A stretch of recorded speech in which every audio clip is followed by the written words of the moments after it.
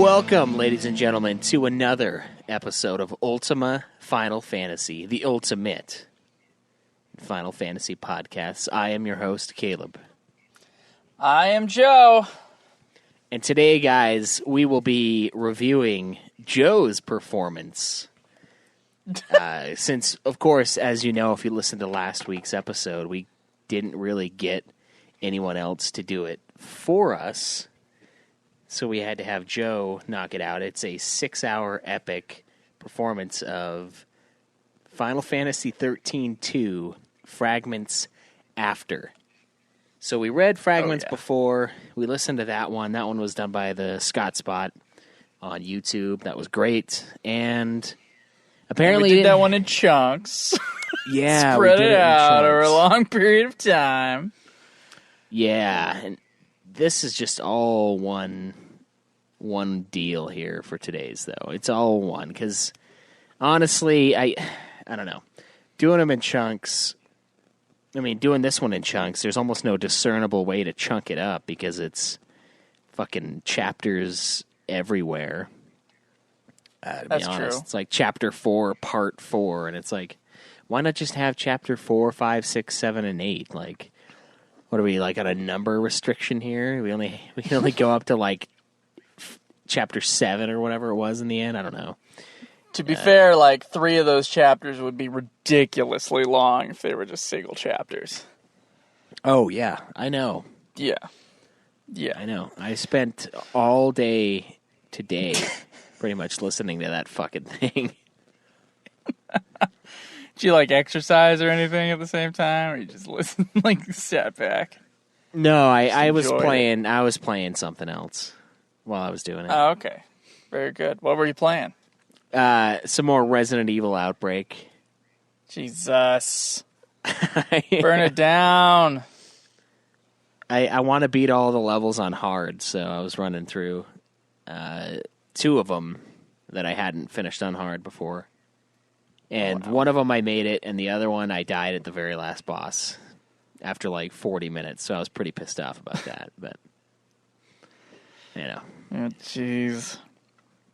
Well, ladies and gentlemen, there will be no more hobo talk when it comes to where I'm at in my car, or weird people walking by me.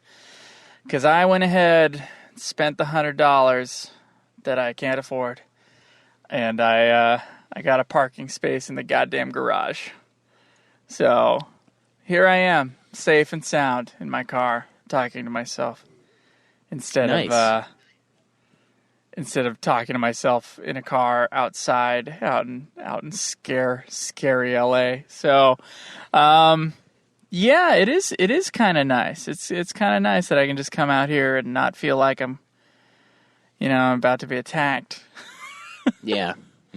Or have to see something I didn't want to witness, or see like an opossum like cross the street. Which has happened twice now while we've been recording. And opossums, apparently, totally harmless. And they'll like make scary faces, but they'll like, their body will make them like freeze up if anything actually touches them. So they're totally useless. Like, they don't bite or anything. But they do look terrifying. They're like 4-foot-long rats. Just fucking roaming the streets. Jeez. Yeah. Carrying typhus. So, it's all. Are you sure those aren't just really, really run-down homeless people? No, I'm not sure. I haven't gotten close enough to one. But someday I hope to. Someday I hope to get real close to an opossum. Yeah. But yeah, this was a long read for me, Schweiss. I think I started it before we left for KupoCon, and I finished it 2 weeks ago. And then I started on the Final Fantasy X 2.5 novel, and I read half of that. You're going to read the other half. And then you have already read next week's episode, I believe. Is that correct? Yeah. Oh, yeah. Which is Tracer of Memories. Reminiscence Tracer of Memories. So, guys, we're going to make it through all these fucking books in the next 4.5 weeks. So Yeah. I just totally fucked up on it. No, that was 4 weeks. But anyway, yeah, this book has been eluding us for many eons, and we're getting to crunch time. We gotta wrap up the show, and we gotta make sure we don't have any fucking reviews just like hanging out. So we gotta get it done. This is how we get it done, man. We read it out loud, and we bring you guys into it, because my God, if I'm gonna work on something Final Fantasy, it better goddamn be recorded. Especially if I have to get through one of these goddamn fan translations. So you're welcome. You're all welcome for the 6.5-hour UFF episode last week, and you'll get another one, by the way. Not next week, but 2 weeks after that. Final Fantasy X 2.5. It looks like it's going to be about the same length total. So, but I got to tell you, having read half of Final Fantasy X 2.5, well, there's some shit going on that I can't even describe. It just has to be witnessed to be believed, and then we'll, of course, talk about it the week after. But fuck, dude, it's fucking crazy. It's crazy what's happening in that. The 13 book, this one, not really much of a surprise what happens in it, but 10.2.5 is something else. Schweiss, have you started World of Final Fantasy whatsoever? No, I haven't. I haven't yet. I'm probably going to start it in the next, I don't know, a week or so. I mean, when do we want to review that thing? At the end. Oh yeah. See, I'm gonna wait and have it a little fresher in my mind. If it's gonna be the last thing we do. What about you? Well, if you you were gonna try to platinum it again, I don't think it would be a bad idea to start now. Yeah, but that's true. I could always like review the story online too. I feel like I feel like if I have it done too early, I start to lose some of the shit that I witnessed pretty much. So I'm kind of always worried about that. Sure. But yeah, that's true. And I kind of want to review all of the aspects of it since it's our last, mainline, well, not mainline, but Final Fantasy game. I want to go out with a bang. So I'll probably start it up pretty soon. Have you kicked it on or? I gotta look at my calendar and see when everything's gonna go crazy. So I think October, the first 3 weeks of October are like my last vestige of like Joe doesn't have much to do. Because the last week of October and then the first week and a half of November are gonna be a lot. So, and I don't remember if those things overlap or not, so I gotta figure that out. But anyway, I was going to start it tonight, and then I got distracted with something else, actually. So, have not started it. The disc is in the PS4. The game is installed. I do plan on... I don't have an official time. You're going to have to keep your notifications on, but I do plan on streaming the game at twitch.tv/Ultimate Final Fantasy. So, guys, join if you can. Talk to me. Make it not so lonely, but it'll be it's our last game. I'm going to try to stream it, and I'm going to try to stream it because it's convenient to stream right now. So it's on the PS4, it's all ready to go, easy to stream. Yeah. No webcam, but you don't need to see me in my apartment. That's fine. I can play naked. But yeah, join us for that. Schweiss, are you going to stream it? Oh, yeah, for sure. All right. Good. So we'll both be streaming on Ultimate Final Fantasy's Twitch channel. And, it won't be too long from now. I think I'll start it up slowly. I might do it in little chunks. Because I think I got to get it done before the end of October. I think that's what it is. So I got about 2 months, and it's a 40-hour game. So... Yeah. Not a bad idea for me to start it now. No, it won't hurt for sure. I mean, it's supposed to be really easy, though, so I wouldn't stress. But, yeah, it's just a lot of... 40 hours is a good amount of time for a game. Like, that's pretty fucking big. Yeah. So just don't underestimate it, I guess. And then we know how to rip it off, so I'm sure we'll be doing that. Mm-hmm. The Vampire Lords, according to Craig. So Vampire Lords. Okay, wrote it down. Ready to go. Good. Yeah. All right. Oh, God. I just caught something in my throat. Okay. What the fuck else do we have to do? Shit. We have any news? Yeah, we haven't done news for a long time, so we do, in fact, have quite a bit of news. Let's get to it.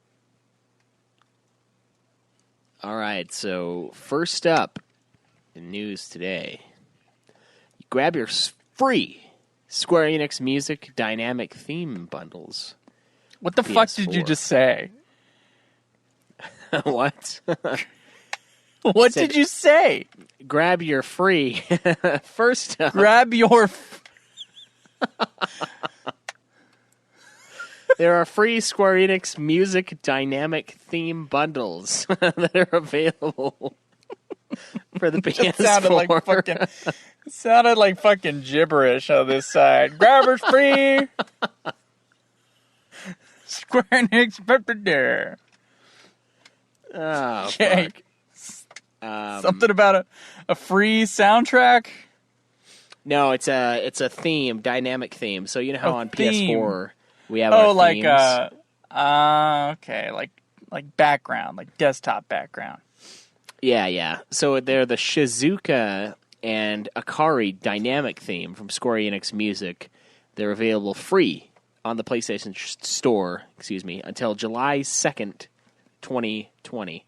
So guys, get on there. I haven't looked at any of the soundtracks. Obviously, there'll be, Final Fantasy shit.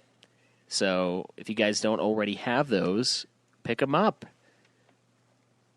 So we have Final Fantasy XIV Shadowbringers patch 5.01. This is an old piece of news. It added FF8 themed raid with an awesome remix, according to the article.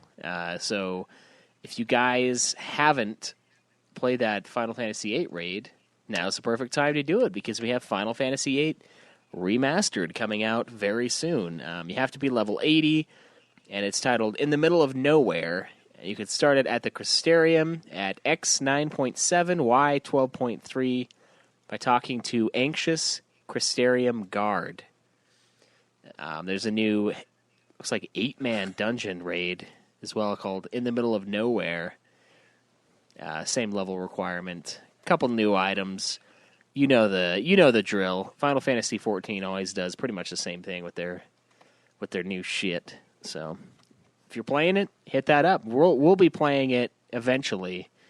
I don't know. What do we want to do about that? About fucking Stormblood? Stormblood? Yeah. Oh wait. No, Shadowbringers. Shadowbringers. The S ones. I've done that so many times with the S. Oh look, names. It's too much. It'll be the first thing we play when the show has its finale, which we will. I believe our tentative plan, was to record that face-to-face at the end of October.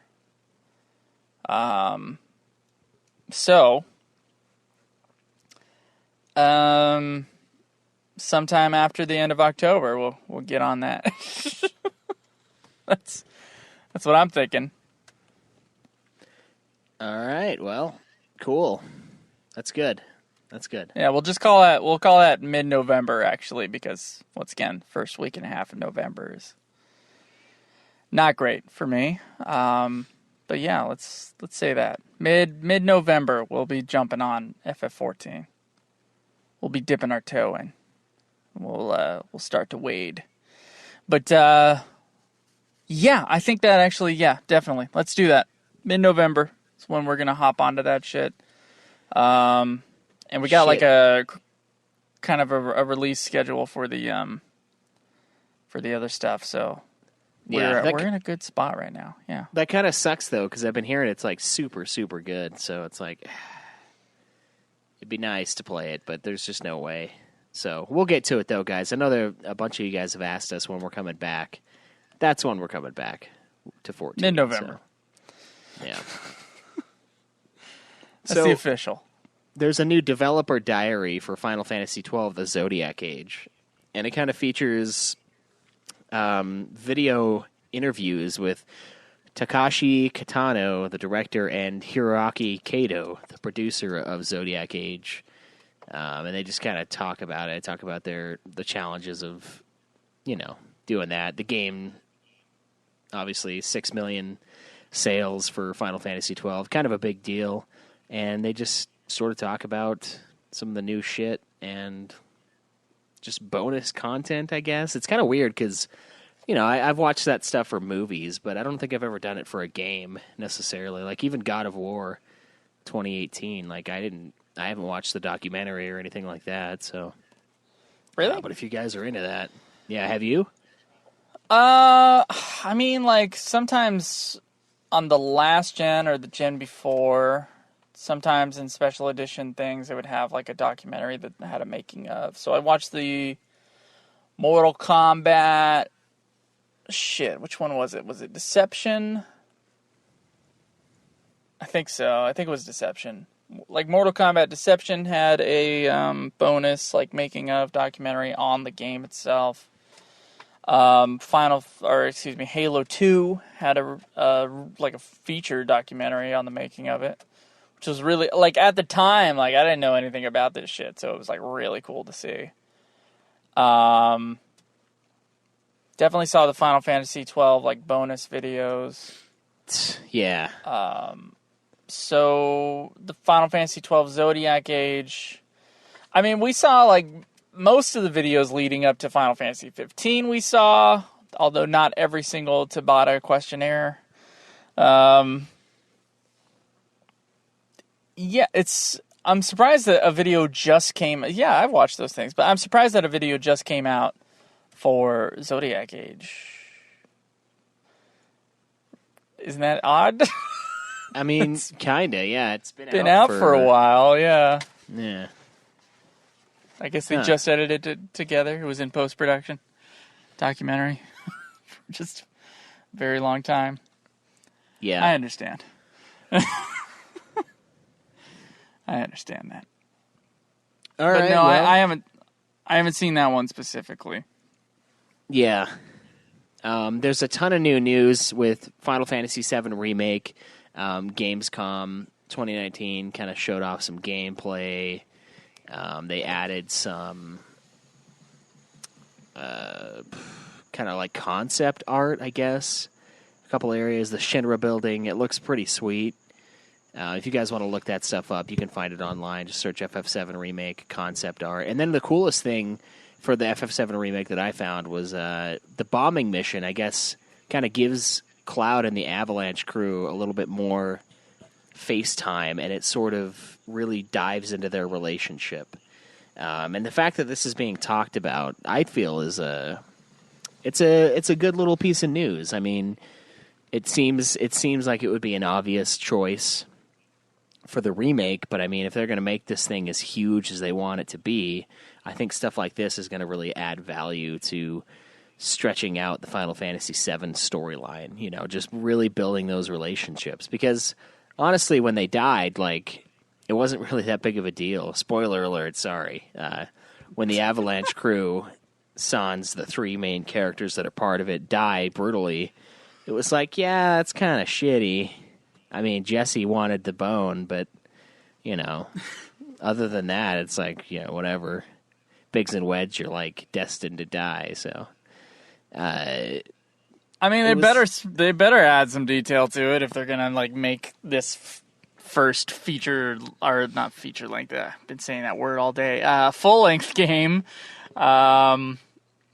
if they're going to make like a full-length game out of just the Midgar section of Final Fantasy VII, then yeah, it makes sense to like stretch that out and get some more depth in there and get some more story going in that direction. Hopefully it doesn't detract from the game. I hope it adds to it for sure.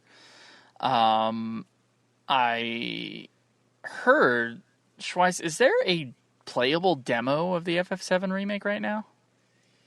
I think there was one at Gamescom, but I don't think it's available everywhere. That's what I had heard.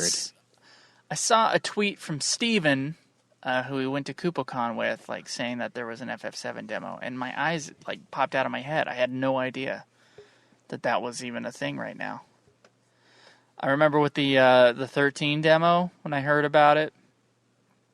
And we traveled all over the place to find like this one Hollywood video where like one big fan like put the 13 demo out for other people to play when it wasn't available to play at the time. Like that was a really cool thing. Like it was only available in Japan, so he brought the demo over somehow, and we were able to play it. Yeah. Yeah, I'm interested in playing the FF7 remake demo if it comes out between us recording, obviously this and our last episode. If it comes out for the public, that would be an awesome thing to do. Yeah. Biggs and Wedge, sure. Yeah, let's add a little bit more to them. Add more to the Jesse storyline. Hopefully, get a third love triangle in there. Yeah. Why not? Why not? So I looked it up again. I don't see anything on there being a demo to it yet. It's playable. People have played a demo, but it's mostly like press and shit. That's what it looks like. I mean, unless the internet is a complete and total failure right now. And I didn't hear about that either, and you'd think I would have fucking heard about that if it was available. Like, oh, you guys played the demo yet? Like, we would have been asked like 50 times by now. That's true. It's 100% true. Yeah. So we've got... They had a big announcement for the Tokyo Game Show 2019. So it looks like they're going to have FF7, Dragon Quest XI for Switch, playable demo and trailer for the 7 remake, Crystal Chronicles Remastered Edition, playable demo, all of that, 14 playable demo, a bunch of other shit, Marvel's Avengers, Trials of Mana, Star Ocean, Romancing Saga, Octopath Traveler expansion or new game. Oh, it's the iOS game. Dragon Quest Builders, shit like that. September 11th through 15th, 2019, if you guys want to watch that, Tokyo Game Show. It's a good one. Square likes to drop a lot of stuff at Tokyo Game Show. So I would catch it if you can. Yeah, we're still waiting on one of those remasters that fucking... Well, I mean, you're not waiting on. I'm waiting on Crystal Chronicles remaster. So Fuck that. So I could play that fucker again. Unless they make it a better game. I'm not kidding, guys. Definitely bottom 10, probably bottom 5 for me. Really? Yeah. To be fair to the Final Fantasy series, most of them aren't bad. But yeah. Yeah, dude. I mean, I'll have to think about it because our final episode is going to be our final rankings. But I gotta...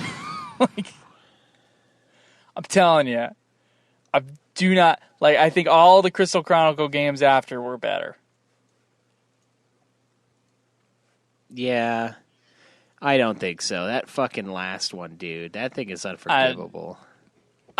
You're right in a way. Yes.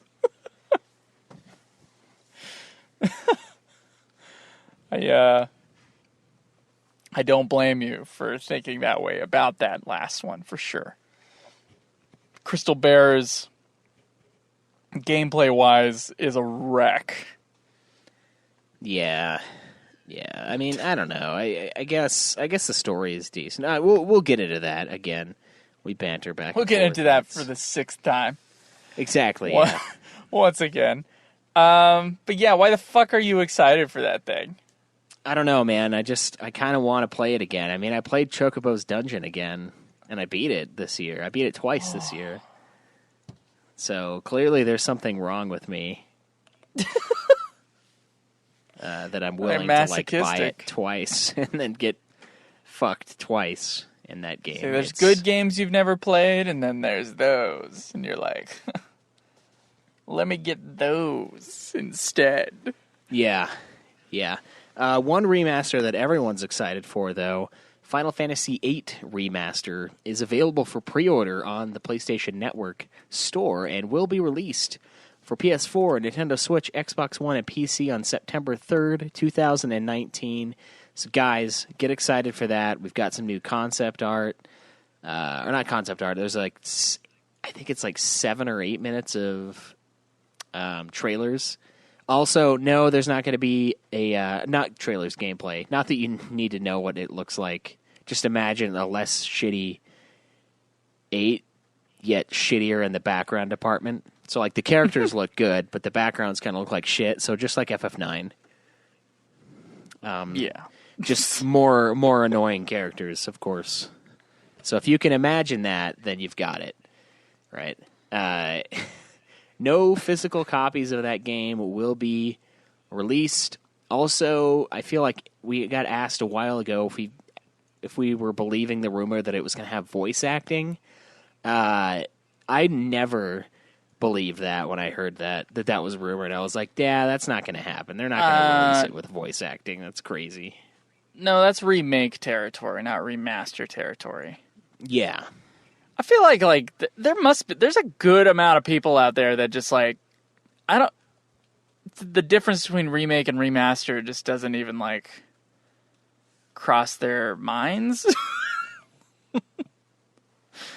Remake is ground up remaking this game, and a remaster is taking the old aspects of the game and improving, usually just in the graphics and sound department, kind of uncompressing them and redoing the art just over the top of the old game, I assume over the old coding, but I guess I don't know. But thus what you end up with is the exact same game, but it looks better versus a game with many more areas of change that can and probably will be messed with. So, Final Fantasy III on the DS versus Final Fantasy III on the original NES. And then, Final Fantasy IV's remake on the DS as well. That had full-on voice acting. It was in 3D when the original was in 2D, which means that the entire environment was completely redone, and all the characters were redone, and the battle system had to be all recoded. That's a remake. Right. Whereas FF12 Zodiac Age changes a bunch of stuff around, but it's still the same game. I mean, you have classes and stuff like that, but it's ultimately just very similar. Well, Zodiac was a thing in Japan. Yeah, it's just a remaster of the Zodiac version that they already had. So actually, it's just improved graphics and sound. Yeah, uncompressed. It's funny because Zodiac Age is kind of easy mode to an extent for Final Fantasy XII. So it's another example of Japan getting easy mode. Well, the international version, I assume that includes them. I don't actually know, though, but somebody got an easy mode, and it wasn't America, even though original 12, I think, is pretty easy. I obviously don't. No, I remember you getting real pissed when you were playing 12 at my place. Some areas in that game that just the first time I played the game and the second time I played the game. I know the second time I played the game for the show, I cheesed it at a certain point, but I remember the reason I cheesed it at a certain point was because I was looking for ways to level up, and I just found that online. But I was looking for ways to level up because I was getting my ass handed to me. So Yeah, it wasn't exactly like the game. Like 12 is not I don't think it's an easy game. I think if you played it before enough times, like you have, obviously put a lot of hours into that game. Yeah. You just know what to do. It's a little different when you're just playing the game for the first or even second time. If you've taken a few years of gap between playthroughs. Why would you take that long to replay Final Fantasy XII? That's the question. Because I played it at one point when I was a teenager, and then we started a podcast. Oh, okay. Started a podcast when I was 22, so a little different. Didn't play that game until 23, maybe. So yeah, quite a few years of gap. Sorry. And the other Final Fantasies I was more interested in replaying than FF12. Well, there you go. Yeah. I've played that one. There you go. Again since that remaster came out, so I'll just do it every time. Yeah, you'll do it once a year. You're just your yearly playthrough of Final Fantasy 12. Yeah, maybe I'll start speed running it. I'll make that my thing. Honestly, part of it for me is I don't want to mess with the purity of my playing all the Final Fantasy games experience, which is of course almost over. But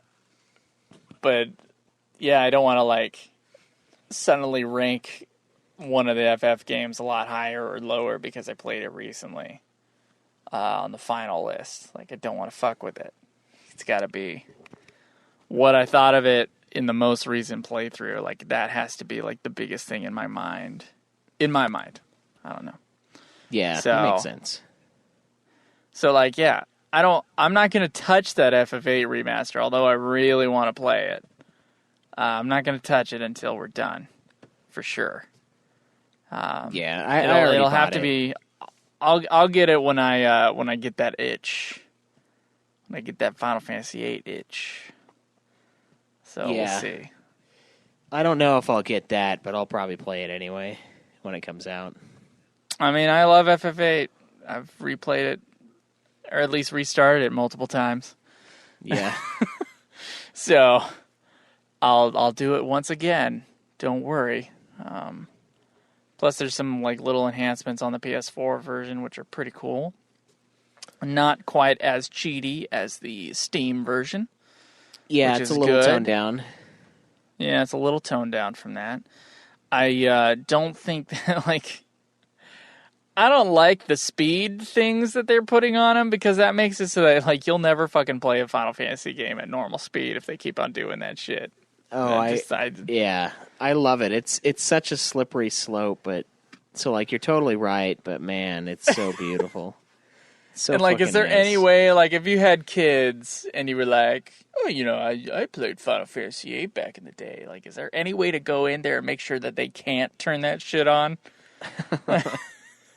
I doubt it, because it's on Zodiac Age. It's L3 and R3, I think, or something, or maybe it's just L3. It's one of them. So they basically can just tap it down and just wreck the game, just pound through the grind. Yeah, there's something about that I don't like, man. Something about that I just don't think is right. Yeah, I mean, especially because not every game is going to be like FF12, where it's when you 100% it to get the platinum, you have to kill everything. 8 is not like that. You can just blow through 8 in no time flat. 8's also a fast battle system. Yeah, that's true. And also 13, I can't even imagine them doing that. Why the fuck would you speed it up? It's just a recipe for disaster in 13. Yeah, that kind of is. It's kind of a recipe for disaster in any of the active time ones. Unless you're just holding down attack the whole time for the lower level enemies. So That's what it turns into. And I mean, I know what you mean. Well, it's selective, because I have done it. Because FF4 had it, the version that we played. And I definitely sped it up quite a bit. But, these young whippersnappers, they'll have no idea what we had to go through. Yeah, pretty much, yeah. It's crazy because so many of these have come out right after we, like near the end of our show, the last, like, half, let's say, they've just started doing all these remasters, and we barely miss them by, like, a year or so, and it's like, fuck, man, we could have had the easy version, and we didn't. Like, god damn it. I mean, my new file of 12, I think it's only, like, 65 hours maybe, and it's platinumed. I killed one of every single creature in the game and did all the super bosses and all the hunts, and I didn't get the super uber newly added weapons, but that's about the only thing I don't have, and it's 60 hours. They added weapons? Yeah, there's like a new sword that's really, really fucking powerful, and then a new bow that's really powerful. Did they get rid of the stupid thing where you can't open, like, 4 chests in the game? Yeah, they did. Why the fuck did they have that in the first place? I don't know. I don't know. I feel like it had to have been intentional, too. Because they put it in the fucking guide, Yeah, so. But yeah, that's gone. So, there's a bunch of mobile stuff. We've got the City of Final Fantasy. I mean, that's not really mobile. NT. New costumes for Yuna and Lightning. So, if you're still playing if you're still playing that trash heap, that midden heap, you got some new costumes. So, whip off the 7-inch layer of dust on that piece of shit, put it in, and remind yourself why you don't fucking play it anymore. Fucking goddamn it, dude. The online shit. That one's worse than Crystal Chronicles. Oh, I know it is. I fucking know, man. That and Dirge Cerberus. Yeah. Yeah, those are probably going to be down there, yeah. There's a Vivi and Steiner Final Fantasy IX Bring Arts figure, so if you collect those bad boys, we got some of those. They got a bunch of different weapons, it looks like. I mean, Vivi's got like 2 weapons. Steiner's got a couple swords, new hands. So yeah, if you collect toys for children that are Final Fantasy themed, there you go. That's, November 29th, 2019, by the way. You can pre-order them. Nice. So speaking of, I got my bookshelf, right?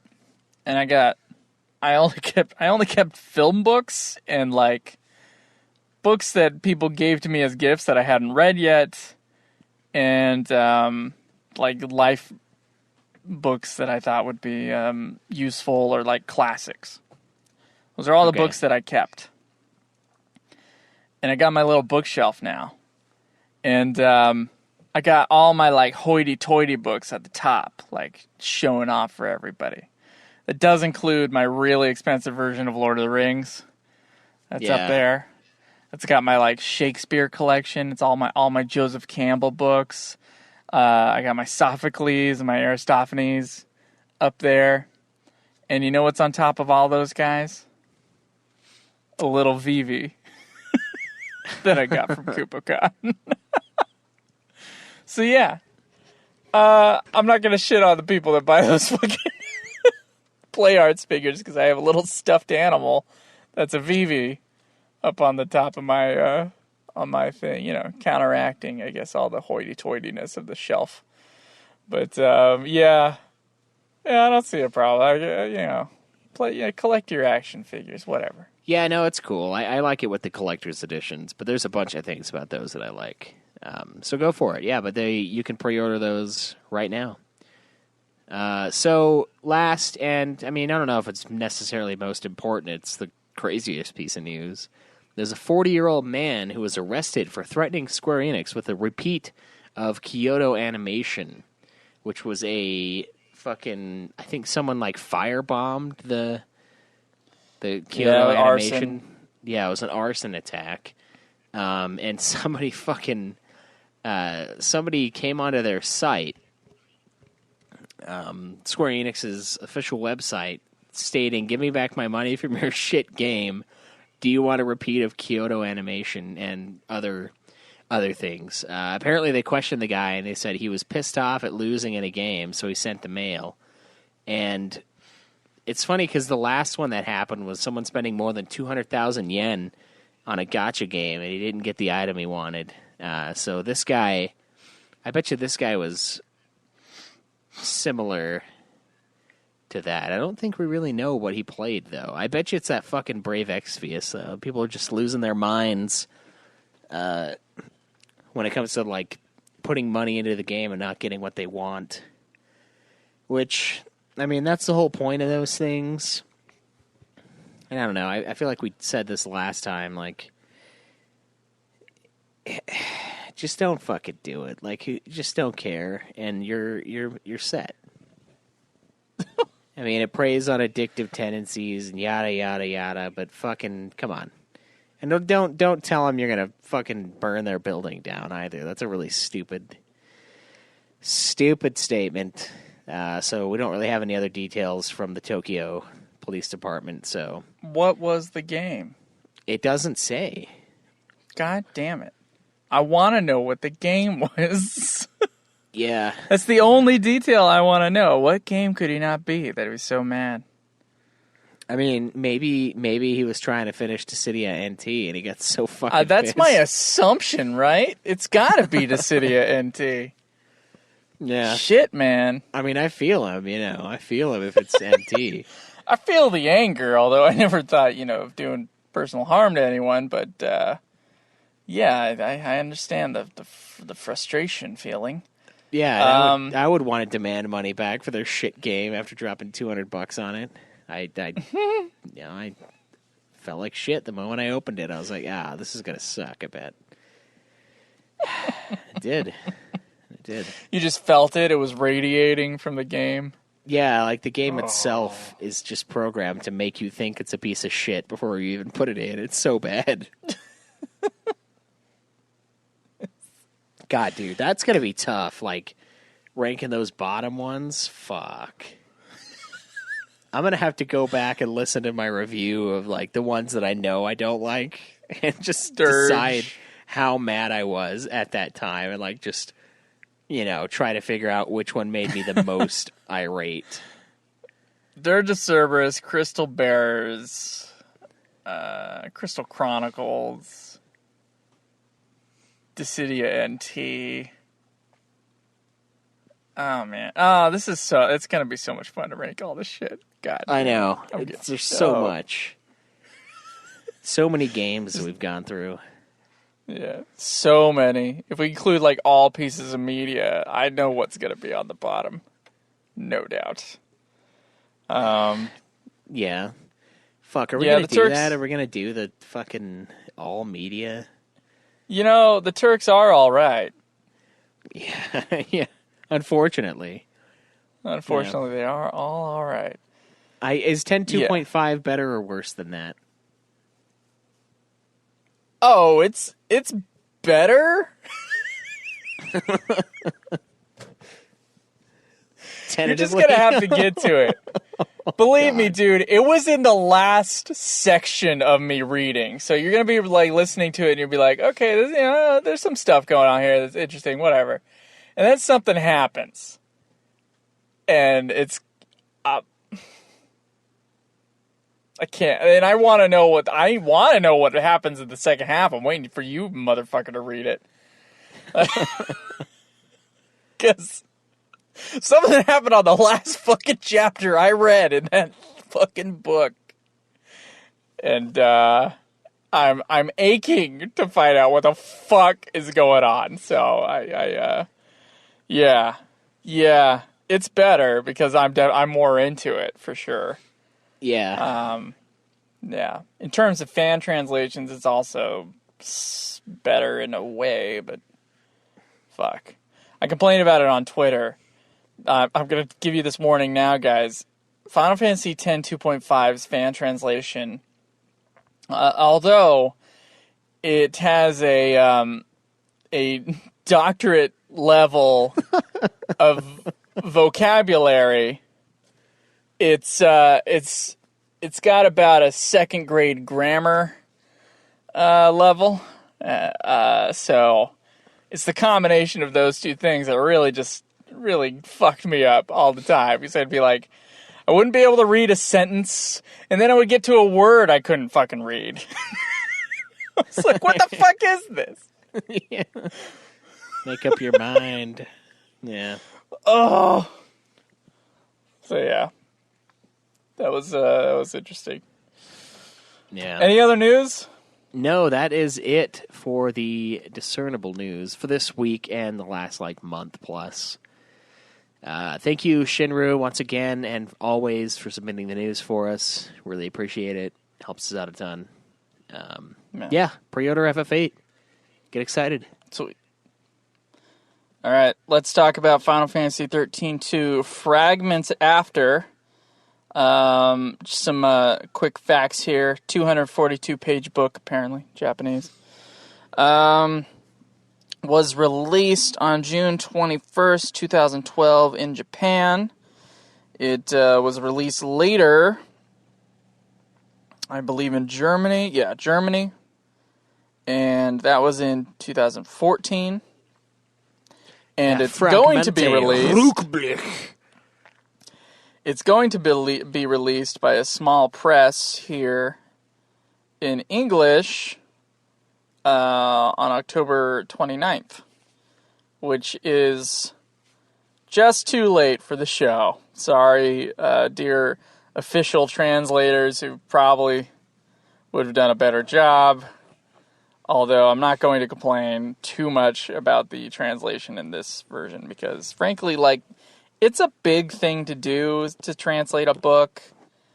And especially if you're just a fan, you're not like a writer, this isn't your job.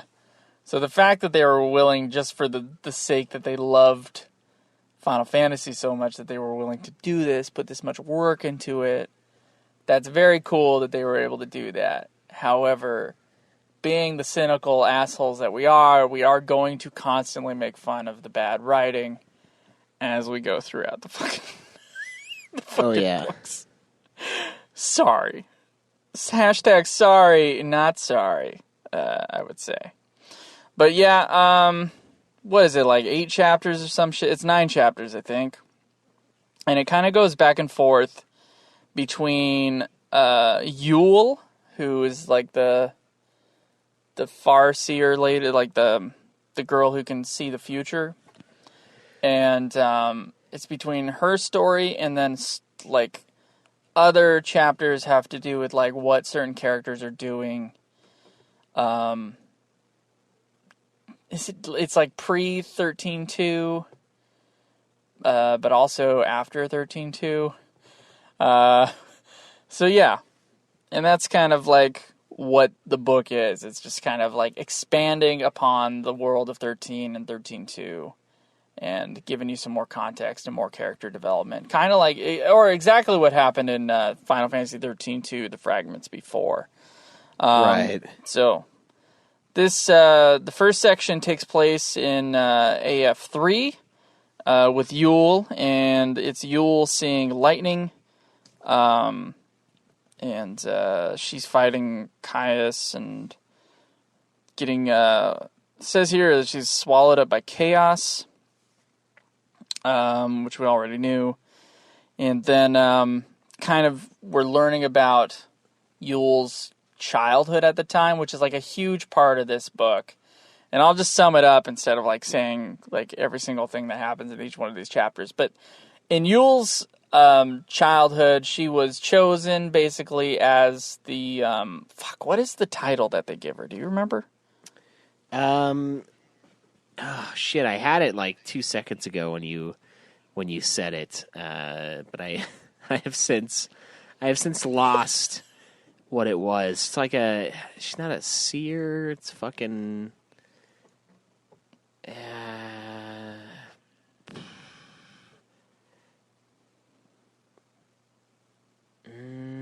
Seeress. It's a Seeress. Oh, is it a Seeress? She's a fucking Seeress. Oh, yeah. Okay. So it's the feminine seer. Yes. I feel like they call her something else, though. I don't know.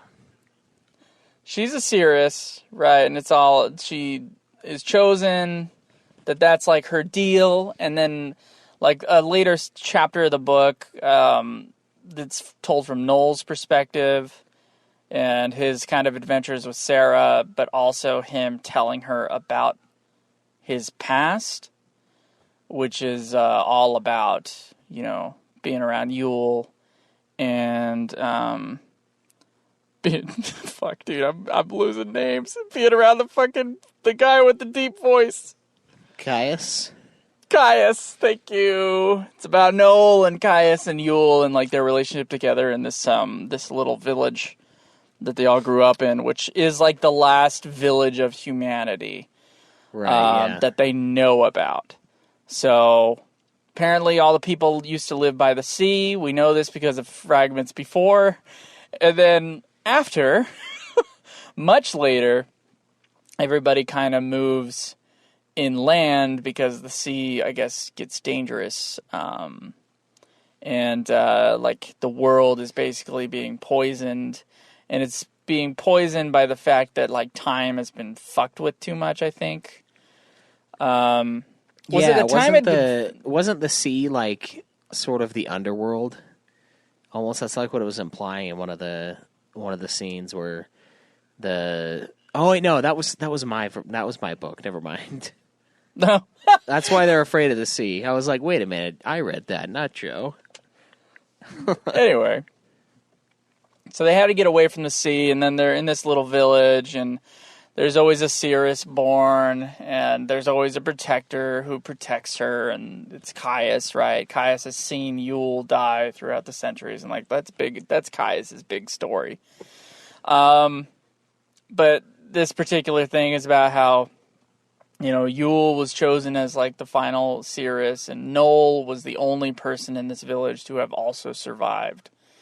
And it's just like slowly everybody dying over time, and like their world is dying, and then Noel has to decide to go find humanity. So that's kind of an interesting part of the book. But the book is like FF6 Fragments before, in that we're just kind of like seeing these little snippet stories. So one of them is Noel, obviously. Another one is Snow, who's in the last book we read was like on his journey to like find Sarah or to find lightning. And he ends up like not finding anybody, but like he gets teleported around. Obviously he made friends with the cactus and shit, like the cactar, sorry. And then he kind of like, I think he gets in the way of like a fal'Cie or something like that.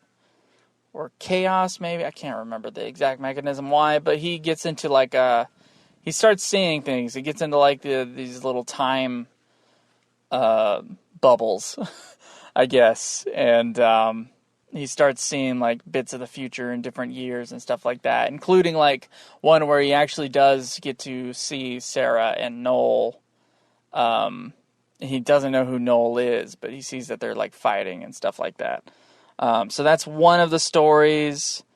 And then another one is about how Hope is working with the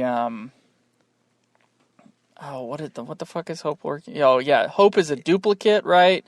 And he's working in that crazy tower, and there's like a time loop thing where the Alyssa that he's working with, or one of the Alyssas that he's worked with in the past. So Alyssa is like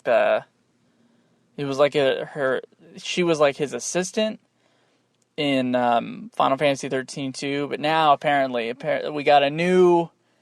This is probably the most intense part of the book. Is like Alyssa has like this, or at least one of the versions of Alyssa has this kind of she's basically out to like save herself and kind of destroy everything else in the process. So like evil Alyssa in one timeline is stopping Hope from being able to like try to like fix the timelines that he's like trying to. It's fucking confusing.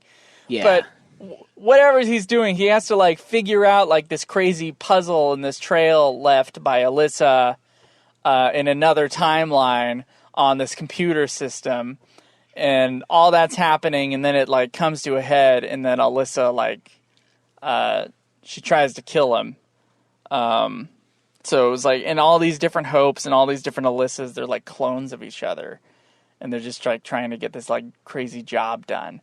Schweiss, you remember what the fuck is happening there? I'm trying to remember like the background info on that.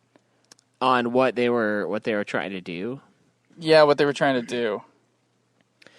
I mean, I know his big thing was to, I don't know, kind of figure out why everyone was existing the way they were, you know, because I know there was a lot of talk about, like, why are we...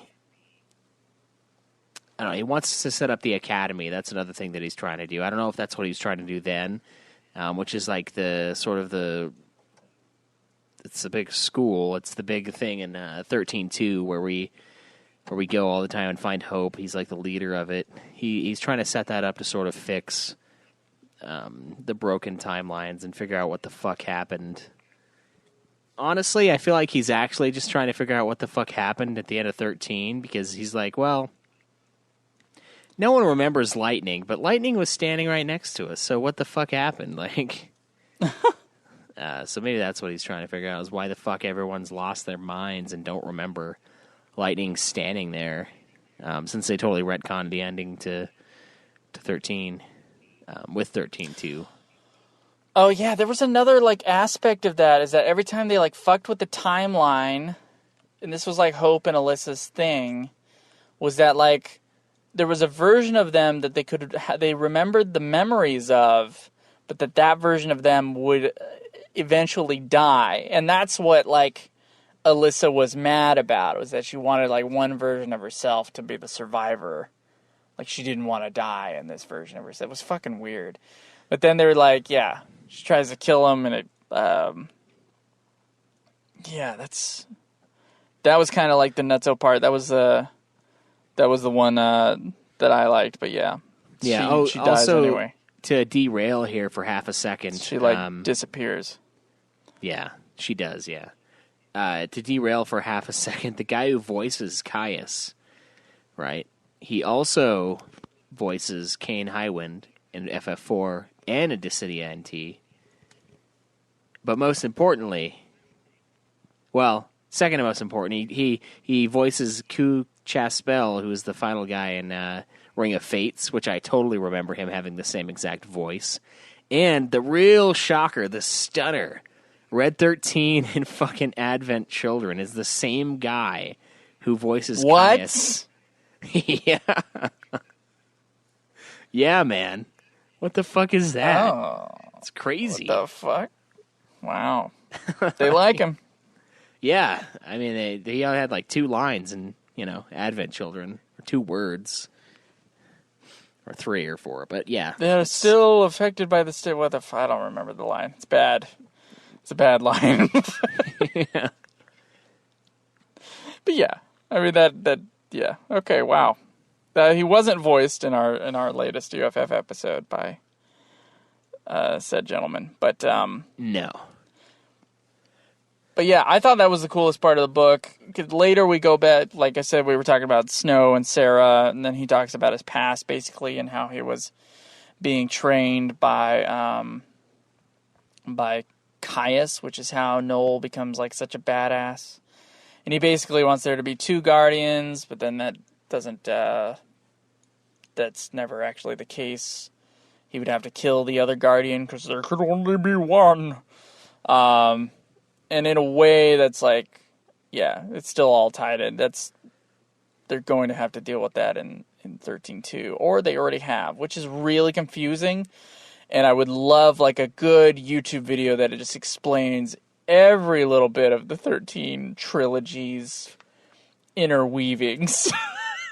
'Cause officially, when I'm reading this thing, I have no idea when the fuck things are happening, because that's what the plot is about, is not knowing about when the fuck things happen in 13-2 or in the universe. It's called Fragments After, so maybe it technically takes place after 13-2. But we all know what happens to a certain character at the end of 13-2, so I don't know. I'm lost. I'm completely lost within the context of the universe, and that's really just 13. The nature of the 13 trilogy is to be extremely confusing. Although the little stories in this book, in and of themselves, when I was reading them, were not confusing. And the 13-2 kind of works in that same way. I don't think 13 does. Where you're emotionally attached to the characters, so all this like plotting going on with all the different timelines, you can kind of like brush past it and just like enjoy the game. But if we're gonna like crack it open, I would have to do like 10 years worth of research to be able to untangle all this shit. But what are your thoughts on this book overall? I mean, I don't know. I thought it was kind of cool seeing Snow sort of become a lessee, a pulse lessee, when he goes to Sunlith Waterscape, right? Which I remember. I was like, oh yeah, the really easy song in theater rhythm, Sunlith Waterscape, of course. And I like played it in my head when I was listening to you read that part. Ding, ding, ding, ding. Yeah. Yeah. Iconic 13 track, right? So I kind of enjoyed that, kind of like finding out what he did. We get some more backstory with him and the Cactuar, the Lassie, or the Falsey, Jesus fucking Christ, the Falsey Cactuar guy, right? We get some more interaction with that dude. He lays waste. That was one of my favorite parts, just him like annihilating beasts, like behemoths and shit. In one of the parts, I don't know. I guess it was kind of cool seeing Alyssa like fight against herself. I think that was a really interesting and bizarro portion of this thing. I liked learning about Noel too, because I mean, I feel like in 13-2, when we go to Noel's village, I think almost everyone's dead pretty much, right? Like I think there was some weird thing where he was seeing people that were long gone or some shit. Unless I'm mixing it up with some other game. But, like, they're all gone. It's just Noel. Noel's been alone for, like, a long-ass time. So it's kind of cool seeing that village and seeing those people and hearing about, like, what happened to them. And shit like that. I enjoyed that. I didn't really care as much about the Yule stuff. There's some weird shit in there, like, don't teach her words. Like, so, like, they were supposed to remain quiet around her. Do you remember that? No, I don't. Yeah, there's like some weird thing where they're like, oh, if she knows too many words, like, it's going to fuck her over. Like, we got to keep her vocabulary extremely small to non-existent. So they were like supposed to not speak around her. And then they did. And there were things that they didn't want to show her too much stuff in their world so that she wouldn't like read the future about that stuff, I think. Yeah. It had to do with that. I vaguely remember that. There's a lot of great stuff with Godot and LeBreau. No, it's not great stuff at all. Did you re-listen to that when I told you? I did re-listen to it, and I remembered the pain. Okay, so what is it? 2 hours and 2 hours and 14 minutes. 14 minutes into like the fucking recording of Joe's performance. I was like crying at work, dude. I was like fucking dying because I was like, "What is this, Dr. Seuss?" You know, they're like, Snow goes over to Godot, who speaks to LeBreau. And I'm like, dude, this is fucking crazy. And then it just kept going on. And then when you were could like, not find more words that ended in O. You couldn't. It just kept going. What the fuck? And then when you were like, oh no, I fucking like died, dude. I'm like trying to like walk around and do shit, and I'm just like bent over, like, just fucking dying. I was still laughing so fucking. Well, that was an ad lib, but yeah, it's fucking. Or the very end of it, which where you're like, the guy's like couldn't believe the words coming out of her mouth. You're like, I can't believe my fucking eyes right now.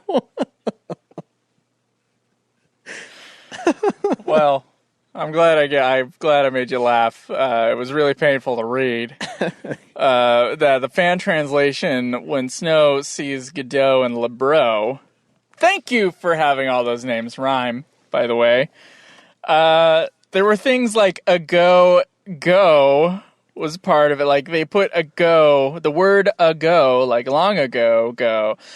They put the word ago next to the word go, which was fucking painful in this big long thing of LeBro and Snow and Godot and what do you know?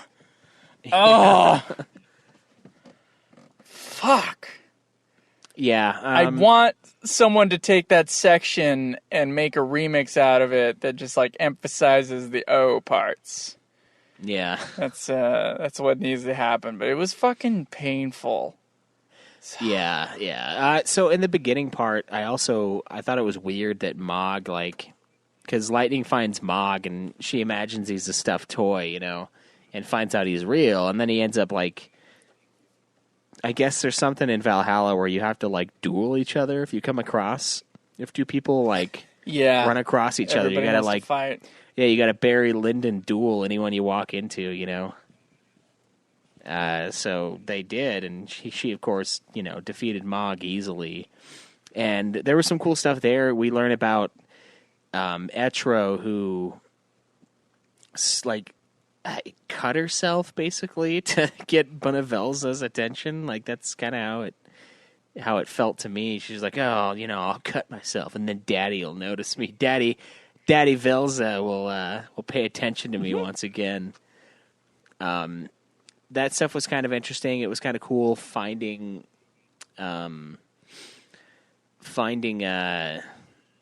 she found what's his face, Odin in there, like a weird version of Odin. Yeah, but it wasn't her Odin. Yeah, and then she But then she had to defeat him anyway. Right. Yeah, then, that was interesting. I honestly thought that was in the last book we read, so I didn't bring it up. Yeah. It's been a while for you. You read this thing over a long period of time. I did. Fragments before and Fragments after also have a lot of overlap with the Cactar and obviously Lightning. And they do, they do. And then mine, I mixed that up with yours earlier. So, and mine's only like 2 hours long. So, I don't even think it's. I don't even know if it's 2 hours. It might be less. So there you go.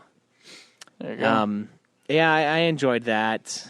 I thought it was weird that Snow was able to request his focus, basically, from the Cactar. Like, I feel like that's kind of cheating, because he's like, oh, I want to find Sarah and fight behind her against Bahamut. And he's like, all right, that'll be your focus. And it's like, I mean, they got to know each other, right? Made friends with the true. Fal'Cie. The Fal'Cie gave him, Yeah, I mean, I'm sure the Fal'Cie probably doesn't have very many friends, because he's fucking... Yeah, probably not. He's raining down needles like fucking Hero on these poor bastards in this field. I'm sure everyone's just like, God, the guy's such a dick, Just fucking turn around and the sky's dark with Cactar needles, and they're like, fuck. He's a real pin in my ass. Yeah, a real pin in my ass. Yeah. Dude, I had the greatest fucking series of puns earlier today with Alex, because I was sitting out here doing something, and she's in there cooking. She's cooking some I think it was pork loins wrapped in bacon. And she's like, oh, I need you to come find the time for me, right? And then I walked in, and I just pointed at the stove, and I was like, there's the time. And then I pointed to the microwave up there, and I was like, there's also the time. And then I reached up and and then I reached up in the cupboard, and then I was like, third time's the charm. I fucking died, dude. I was like laughing so hard at my own stupid fucking joke.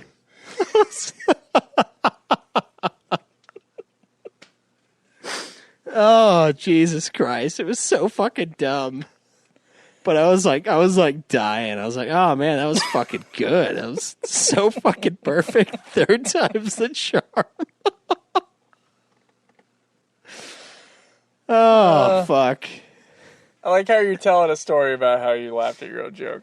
Really yeah. It's just the kind of guy I am. It really is. It's sad. Speaking of time, the spice time. Schweiss, what do you call that really common red spice pepper stuff? Starts with a C and ends with pepper. Cayenne pepper? Cayenne pepper, exactly. Guess what my boss called it the other night? Like Cheyenne pepper or something? No. So I've made fun of him for months now for saying salmon, because like half of the people at my work call it salmon, and it's disgusting.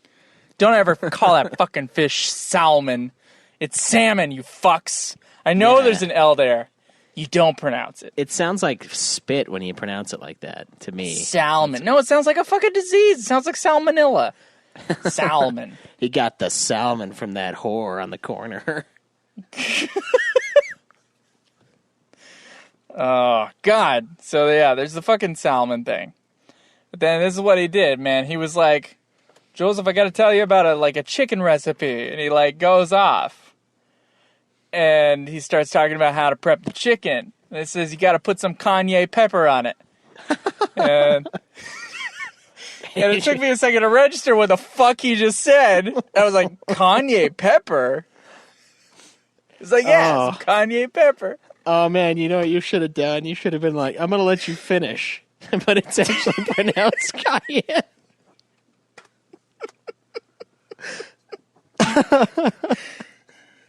Oh my God, I have not let him hear the end of it, by the way. It's like, oh yeah, that sounds good. Maybe you should put some Kanye pepper on it, make it a little spicier. Yeah. Hear that new single from Kanye Pepper. New album comes out next month. Kanye Pepper, so I was making fun of him. There's a new cute girl over in another section. And so I've been chatting her up, and then I had to ask. I was like, "Hey," I asked the same thing I just asked you. I was like, "Hey, what do you call that red pepper stuff that we put on?" And then she goes, "Kanye West." And I'm like, "Ha ha ha!" She made a little joke, and I'm like, "Really? What's it called?" She goes, "Kanye pepper." Serious. She did not know what the fuck that spice was called. And she had heard me making fun of my boss and thought that that's how it was said. Oh, so then I was like, hold on. I gotta save y'all from embarrassment. I went over to the aisle and grabbed cayenne pepper, and I brought it there, and I was like, look at this. It's called cayenne pepper. That's what it's not called Kanye pepper. It's cayenne pepper. Now, I think from now on, in my life, it's going to be called Kanye pepper. That's what it's going to be Kanye pepper forever. Yeah. I'm going to get some of that Kanye pepper, and then every time I'll be thinking about that Gold Digger song. Yeah. Yeah. Dude, that kind of reminds me, just to derail even further, that kind of reminds me, in high school, someone was asking me for something that involved my name, and it was something like that, like a username on something, and I told him, it was like, oh yeah, John, our buddy John said that first, and I'm like, what, Schweiss? And they're like, yeah, and I'm like, no, that's my fucking name, and they're like, oh, like, yeah, I just thought that was something that he said all the time, and I'm like, yeah, he does, because it's my fucking name, he calls me that. What the fuck? What do you mean? Oh, you stole that from him. Ha, ha, ha. It's like, no, I stole it from, whoever the fuck started with the name Schweiss. It was given to me, first of all. They thought it was like a ridiculous nickname, like we call Cody Scody. Yeah, something like that. Wow. It's not even, punny or anything. It's just fucking, it just is, you know? Yeah, that's kind of what mean, that reminded me of. Yeah, Kanye pepper. You guys go, just put a little bit of Kanye pepper in your chicken.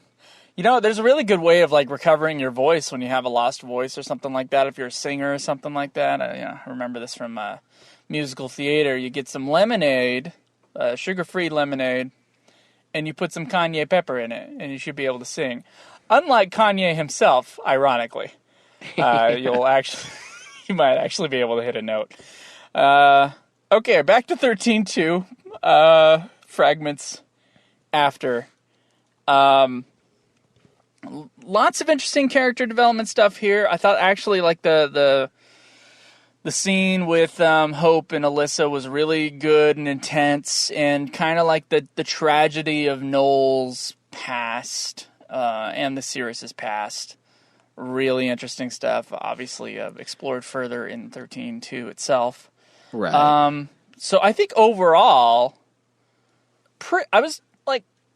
I liked the character building and stuff in Fragments before. I mean, obviously there was like the Bartholomew character I could not give a fuck about, so at least one section of that book was kind of like, I could take it or leave it. But this one I enjoyed as like character building and interesting little adventures of these characters that we know from the game. I actually at the end of the day, I think that the book was okay. Like, I might even like it a little bit. Yeah. The fan translation is rough, but yeah, there's some cool stuff with Yule in there, like how her soul never fades away, and the whole idea of her being sent to the Earth, to like the mortal plane or whatever, was so that she wouldn't have to feel alone because everyone around her died. But it's crazy because that's kind of like what caused Caius to sort of lose his mind, because she would be killed over and over and like reborn as another Yule, a different version of it. And so that, I mean, I can imagine that would really fuck with your mind, being someone's guardian, someone's like parent, and they just keep dying and re-showing up, not really knowing, not being the same as they were before. So like we got a little bit more backstory for even Caius, the big baddie of Final Fantasy 13-2.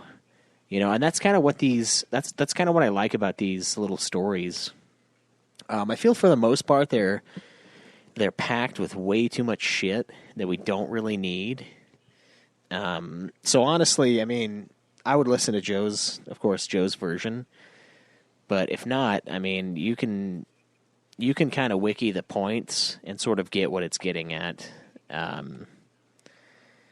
To be fair, I do agree that I like these, and these are definitely better than a lot of those FF7 ones that we got. Like the Turks, the kids aren't all right, and then probably like 3 or 4 of the Advent Children on the way to a Smile episodes. Some of those were not that great, but they kind of serve the same purpose, just sort of filling in the blanks between what we know, which is Final Fantasy 13. I say with quote unquote no, and then 13-2 that like just throws away half of what we think we know. We get to kind of see how Lightning basically becomes Etro. And yeah, Etro's like a real fucking hippie. She's a real, she hates seeing death, even though like it was very justified for Lightning. She dislikes it regardless. And so she kind of punished them and revered them, or like looked at them as sinners for killing everyone, no matter what the cause is. So we kind of get some more backstory on Etro and kind of what her MO is in the 13 universe. Which is, I don't know, it's weird because she's like an angsty teen. She's like an angsty, bleeding heart teenager where she's just like, no, every life is precious, but I'm going to cut myself so daddy notices me. It's fucking weird, but, I thought some of it was kind of cool. And then, like, yeah, it makes 13-2, when Lightning shows up, at least, it makes it make a lot more sense, at least how she got there, because she's basically in this weird purgatory state when she enters Valhalla. And we kind of understand what exactly, what took place. And I kind of do like it. I think it's overlong, and it has a lot of stuff that we could do without. But yeah, it's 13, right? It's fucking part of the It's part of the canon. Is be overlong, a little bit of interesting stuff here and there. But I did kind of enjoy it, and I'm glad these guys translated it for us to read and for you to read anyway, and me to listen to you reading. I really do appreciate those efforts from those people. You included, of course. But all to be outdone by an official translation in just like a month and a half. Yeah, exactly. Yeah. So, hopefully our shit doesn't get like pulled down because of that. But yeah, I doubt it. Obviously, our version will not be as good as the official version, I'm sure. If anything, they would pull down the people who translated it. I don't think they would pull us down for reading it. Yeah, maybe. I don't think they'll do either, because they're like, look, it's the official translation. Like, take it or leave it. It's not like that many people viewed, at least the one that I read, viewed it. Like, page 1, there's like thousands, and then the last page, there's like hundreds of people that actually finished it. So, they'll bank either way. Yeah. So, I think that's pretty much that pretty much wraps up my thoughts on it. What about you? You good? Yeah, I just kind of wish this all would have been sort of ready and ripe for the taking in between getting 13 and 13-2. You know, that's one of the things that that I've kind of given Square shit for with 15, with like the multimedia layout that they did for the release. But that was actually kind of well done in some ways, where we got the little animes and it kind of showed us, you know, what happened, you know, Noctis growing up, Noctis meeting his friends, all of that stuff. And then we got the movie, which is, of course, a piece of shit. It told us the one thing that the game already tells us, that his dad dies. Spoilers. Spoilers for the beginning of 15. Yeah, for the very beginning. Also, if it's voiced by Sean Bean in any iteration, it's probably going to die. So that's a spoiler on life. I could have just spoiled so many things for people right there. Like, that's the ultimate spoiler. Sean Bean's probably not going to make it. You know, so like that was well done, and it was announced, and it was like part of the talk, part of the, you know, the community at the time.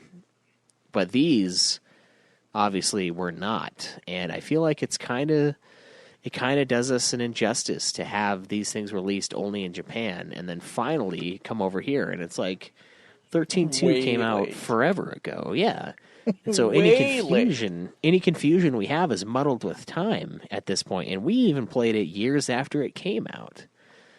You know, I remember liking it more than 13. That's about it. Like, I don't really remember much of the story. I just remember the stuff with Yule and Caius and, you know, Noel, and I kind of get what happened. But this really does fill in a lot of the blanks and sort of set the stage for 13-2, and I really wish they would have had this out for us to consume in that time frame.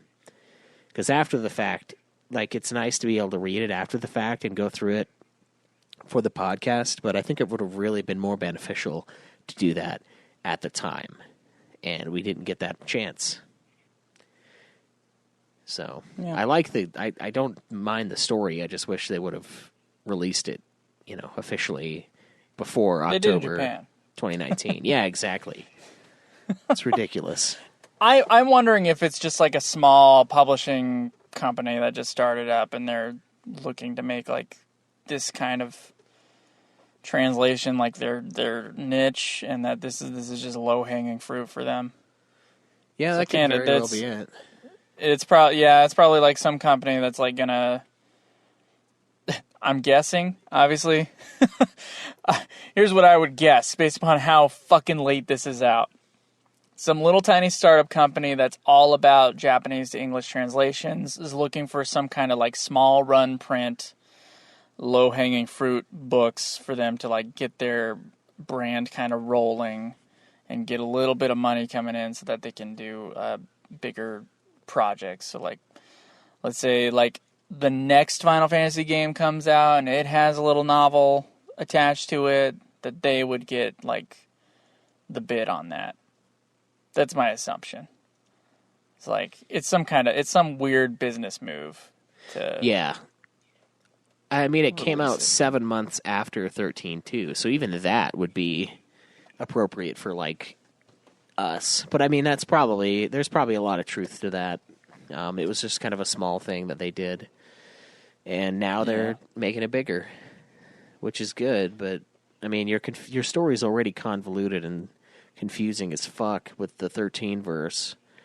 So, like, if you're going to have something to help out, please, God, make it available everywhere. And I'm not talking everywhere 7.5 years later. I'm talking everywhere, like, shortly afterwards to fucking show. Why is it so long after? I know, man. So 7 long. years. 7 years and 2 months. No, 7. Well, it'll be 7 years and 4 months by the time it comes out here. But it's been 7 years and 2 months from then to now. Like, and yeah, it's just fucking God. And it sucks because some of these translations, and like you were mentioning this too, like some of the guys do a really good job. And then some of the other ones, it's like, God. And it's kind of, I don't know, I feel bad bitching about it to some extent because it is a lot of work to do that. But it's Me too, but then I trip over myself trying to read the fucking thing. Yeah. And I'm like, Gah. Yeah. I don't know, though. I think overall I look at this one positively. I've kind of liked the 13 ones for the most part. There were a couple really boring sections in the last one that we did. But I overall, I think the 13 ones are actually pretty well done, and they make a lot of sense in their universe to exist because it is a very complex and confusing storyline for those games. And the amount of grinding you have to do does it no service whatsoever because you spend 20 hours grinding on Grand Pulse, and then you go finish the game, and it's like, what happened in the first half? I don't fucking know. There were scissoring ice sisters. I remember that. That's about the only thing that stands out. Yeah, but it's also not the only thing that stands up. No, You know what no. I mean? I definitely know what you mean. Do you want to do a Final Fantasy story, or do you have questions? A Final Fantasy story? Oh. I don't think we have. I didn't see any questions. We might have some on Discord, but I kind of want to read one of these Final Fantasy stories. Maybe we can get some more of these sent in by doing the ones that we have. Is the oldest one Mitch? Yes. Okay. As far as I'm going to open that one as well. Okay, yeah. I wonder if I should try to do this. it in his voice. You should do this every other paragraph. Oh, okay. Start with you. So, my Final Fantasy... I can't do it in his voice. Let's see, what does he say?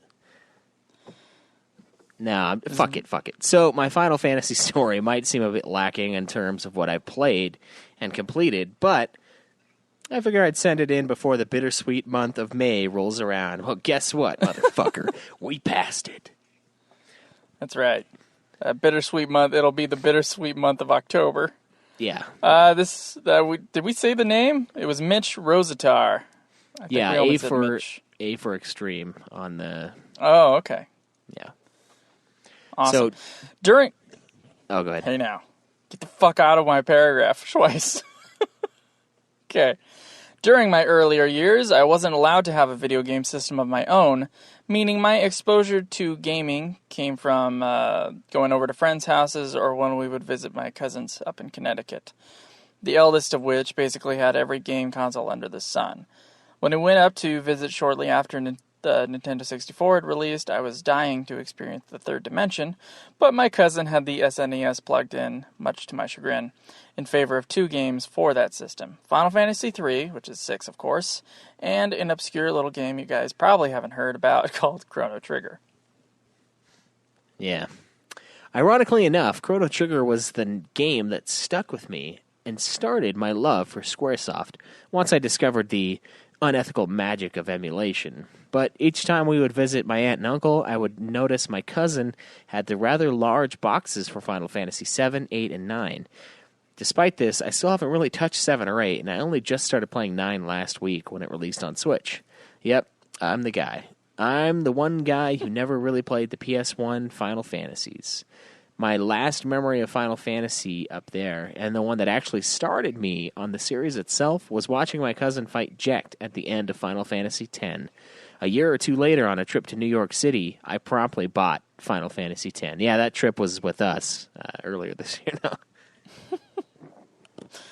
As a quick, funny side note, I did a report on video games in 6th grade, and the same cousin helped me by downloading some video game music from Napster and burning it to a CD. The Final Fantasy song he chose, none other than Eyes on Me.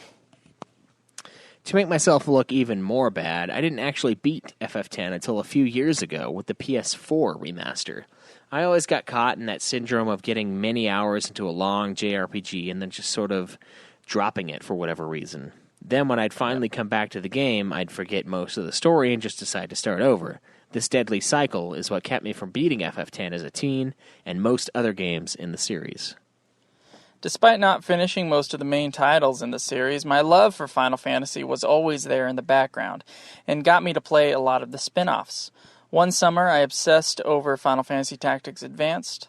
I adored Theatrhythm, and I'm a big fan of Kingdom Hearts. And even though I don't have much hands-on experience with the main series, watching things like Game Trailers Retrospective helped me keep up to date. I did pick up the real Final Fantasy III when it was remade for DS, as well as FF12 when it came out. And thanks to PS1 Classics on PS3, I was able to fill in some of the missing gaps in my post-college years. So, after all that bullshit, to boil it down really quickly, I've only beaten 10, 4, and 15. I've played good chunks of 3, 5, 6, 12, and 13, and I'm just now going through 9. Twitch Prime also gave me Vanilla 14 for free, but I haven't touched it yet. I'm not big into MMOs. So, my stats are really weak, but I'm attempting to make up for lost time. Because of my lack of completions, my current ranking is really sparse and dumb as a consequence. It's 4, then 10, then 15. Yeah, it's pretty I'm in Craig's camp. He says, I'm in Craig's camp, and I think 10 is really cheesy in terms of character design and voice acting. So 15 was above it for a bit, but when I thought it over and remembered how much tertiary bullshit you have to experience in order to get the full story of 15, it bumped 10 back up.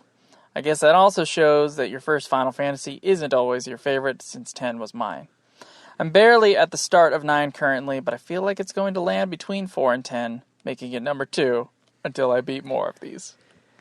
So yeah, kind of a long email to say I've beaten all of 3 games in this series thus far, but don't misunderstand. Final Fantasy is a series I've always held in high regard and have loved for its ability to retain recurring elements while changing aesthetically, musically, story and setting-wise. That underlying interest in the series is what got me to click on your show in the first place, after all. Aforextreme. Name dropped earlier as not Aforextreme. Thank you so much, man, for sending us your Final Fantasy stories. Guys, I would like to read one of these at the end of every episode that we are actually recording in real time and not, pre-recording us reading fuck-off chapters of books. So we have, I think, 3 more. 2 more. Yeah, 2 or 3 3 more in the email. Yeah, so please send those to fffanatics123@gmail.com. That's fffanatics, 3 Fs, @gmail.com, and we will read them on the show. Want to hear from you guys. It's kind of like the way to get a Patreon invite really concisely and without shelling out some dough. So take the opportunity. We would love to hear from you guys, and, if we get enough of them, we'll do 2 or more an episode. It just all depends on what we have. fffanatics123@gmail.com. Yes, sir. Mm-hmm. Yeah, man. Well, I guess that's probably it for this episode then. I did in the forums. I just did it now. Yeah, I saw that. If you have a review or a question for World of Final Fantasy, I know we're not doing it for a while, but any of those things, please. I know it's a newer game, so hopefully some of you guys have played it. please put that in the forums, or we have a Discord channel now. Or we have a Geekdom Entertainment has a Discord channel, and there's a Ultima Final Fantasy section in there.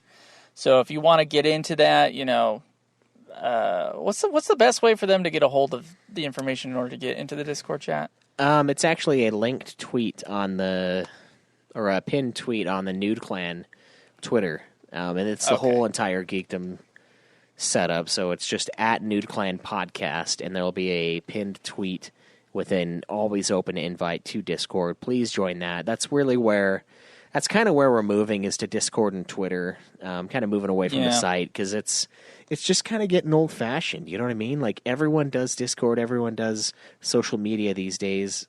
Websites, it's not what it used to be.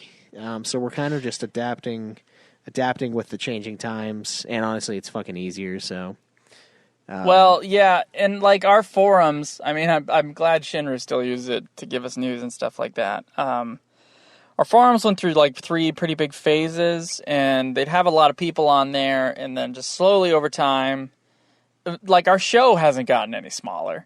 Oh, no. So it's like it's bizarre for us. We're like, the show's the same, but the website traffic is so much lower than it used to be. Yeah. And I think a lot of it's just the age of the show, just how long we've been doing it. That's true, and it could be that, like, and we're not on the Final Fantasy, like the big Final Fantasy games anymore. Yeah, so that's true too. Now we're in the obscure territory, so maybe there's less to talk about for our listeners. But yeah, the forums have just gotten less and less popular, and it's obvious because like we used to take like an hour to answer all the questions for some things, and like sometimes we'll hit a really popular game and we'll get quite a few more, but then sometimes we're playing 4 Heroes of Light, which apparently no one fucking played, and we get no questions, and we get no reviews, or we fuck up and don't put it on the forum because now the forums are so unused that we also just like aren't really. We've archived them within our own minds. Yeah, so we kind of fuck. So yeah, the new place, we're going to keep the forums up at least through the end of the weekly show. But yeah. We're going to shift it. We're just going to shift it over to Discord chat and of course keep our Twitter up. With the hashtag, if you want the questions thing, it's hashtag UFFQ, although we're probably not going to have that segment anymore. After the weekly show, it'll probably just be, we'll probably just, before we're done beating a game, I'll pin a tweet that says, hey, give me your reviews for this game below. Right. You can do that. But anyway, those links are, once again, at Nude Clan Podcast is where you can find the pinned tweet in order to get into the Discord chat. So please join the Discord chat. And, hang out with our other listeners over there, and I am on Twitter at Joseph DeGolier. I am at UFF Podcast. And you can check out our other shows. Nude Clan is a great fucking video game podcast that everybody should be listening to. A lot of people, after I left Nude Clan, like some people like got off the ride for Nude Clan, and I'm telling you, you shouldn't have, because Nude Clan is just as good as it ever was, if not a little bit better. So fucking get on Nude Clan. It's fucking great. Even after dark. it's all great. Get on there, check out Nude Clan. I highly recommend it. The Godzilla podcast is still going, believe it or not. Drew and I have not found a good time to record, but it's... we definitely will record in the next 6 months at some point.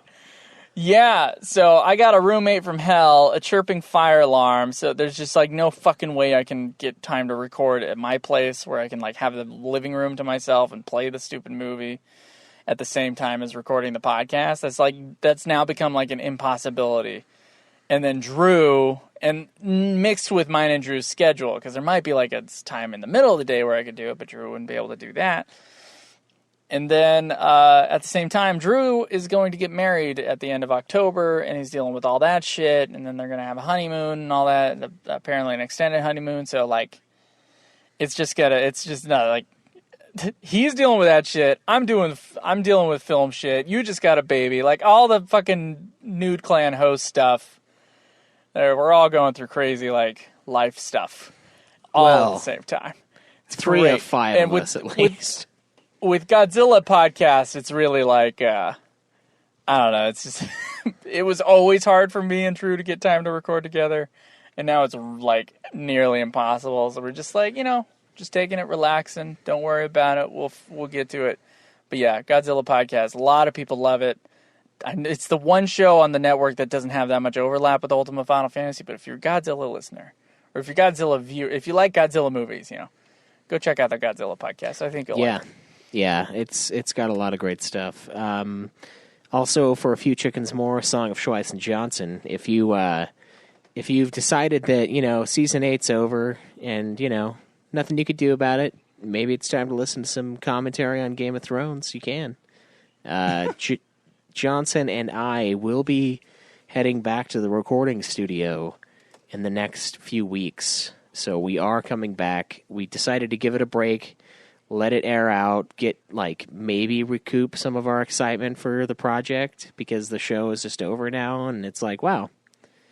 Every once in a while I just have this thought. I'm like, man, Thrones is over. Huh. And then my day is just 10% worse because I'm like, fuck, really? It's fucking over, and that's how? Fuck, God, all those years, and it's crazy because it's such a part of your life for so long, and then it just dies. It's just end. It's just over, and it's tough with that show because so much of that show was an anticipation, and so once it had an ending, and I thought the ending fit just fine. In fact, I thought it was a really good ending. But the problem is that the show was all about momentum and what's going to happen next. And once the ending happens, it's just like, okay, move on. It didn't leave anything up to any big, huge questions up in the air. Yeah. For me, I was like, oh, I know where all my characters are. Cool. Yeah, there's some stuff that it didn't address that I want to know, but also I do feel like it's kind of rushed, and they focused on the look of it more than character development, which has never been part of the show. Which I appreciate for what it is, but this heart and soul was those, the drama between these people, not how epic we can make this shot look. So, half of me loves it, and the other half of me is like, fuck, man, fucking really? Well, I mean, the episode with the battle at Winterfell, I think it's just a goddamn masterpiece. So you may be saying that, and there's hardly any there's hardly any lines in that episode. Yeah. But honestly, I thought that was in and of itself, that thing was a masterpiece. I don't know if I agree with you on that. I do think that, yeah, you're right. I'm saying momentum. I think what you're saying is the thing that you're interested in when you're watching is all that drama. Yeah, I'm not interested in how. But I mean, it has to end at some point, and I thought they stuck the landing just fine. Although, problem is, it has to end, and I don't think anybody's going to be happy with. I feel like that was all about pulling you along when it finally ends. I think they stuck the landing, but they weren't on on course anymore. So, they landed when they did the barrel roll, but they were off-roading for a little while. But I don't know. Maybe it'll be just like Sopranos, and in 10 years, someone will watch it and be like, that ending was amazing. What are you talking about? I doubt it, but I don't know. So if you want to listen to that, it's For a Few Chickens More, A Song of Schweiss and Johnson. We are going to be coming out with more episodes. Dead in the center, I believe, of Season 5. I got to wipe the dust off my old notebook for that. But we're also kind of busy with life stuff, but we will be coming back soon to finish it up, because I want to have one show where I saw it through from beginning to end, and that's exactly what that'll be. I mean, unless we come back for the spin-offs, but it's not going to be Ultimate Final Fantasy. It sure as fuck isn't going to be It'll Ultimate never Final Fantasy. It won't be this. You're right. It probably will never end. We will expire long before the games list expires. You think so? I mean, there might be a point where we're just fuck Final Fantasy. I'm not doing it anymore. Yeah, I think the day that consoles die might be the day I end show. You think so? Yeah, might be. It would have to be something drastic like that, yeah. But, I don't know. It's not like I want it to end. I just like the idea of, like, the limited run, just podcasts that you did, you know. And if you want to come back for, you know, a spin-off show or whatever, you can. If not, then it's not a big deal. And that's kind of how I feel about that one. So it's just like just finishing it so that I can start conceiving new podcast ideas and actually going through with some of those ideas. So that's kind of what it is at this point. No, but if you want to listen to that, do it. 100% totally get you. With the Final Fantasy games, it's interesting. It's like, at this point in the show, we've gone through 2/3 of our game list, although the games that we have left, about half of them aren't very long. 2/3 of our game list, and we'll be done with all the games titled Final Fantasy, obviously, in one game. With the rest of the games, it will just be when it's convenient and to play them. The interesting thing, though, and it would not have been true for the entirety of the show up until this year, is that we don't have an original Final Fantasy release coming up that's been announced. Right. We have an FF7 remake. We have an FF7 remake that before we said we were going to review on Nude Clan, but obviously I'm not on Nude Clan anymore, so it's like, we got to definitely do it for the show. But I don't know if I would actually even count that as we have no blank of Final Fantasy or Final Fantasy blankety blank coming out whatsoever. It's just like we're ending the show, and also the Final Fantasy series is just in wait for the FF7 remake. Right, and that's going to take up a lot of their time for a while, so I would be surprised if we had any other games pop up. But I mean, again, if they do, we have the hierarchy. If they do, we play them. We didn't obey the hierarchy with FF14, and part of me is like, well, that's because we didn't have time. But then I'm like, well, Explorers was multiplayer, and we pounded it. But again, Explorers didn't take us multiple days of actual physical days of our lives to complete. So it's just kind of a tough spot for 14. But yeah, if they come out with 16, we're playing it. Like, even if we're in the middle, or if we are just about to start Secret of Mana 3, it's like, no, we're playing 16. Or with 7 Remake, we should it's like be we need to be way the fuck past Secret of Mana 3.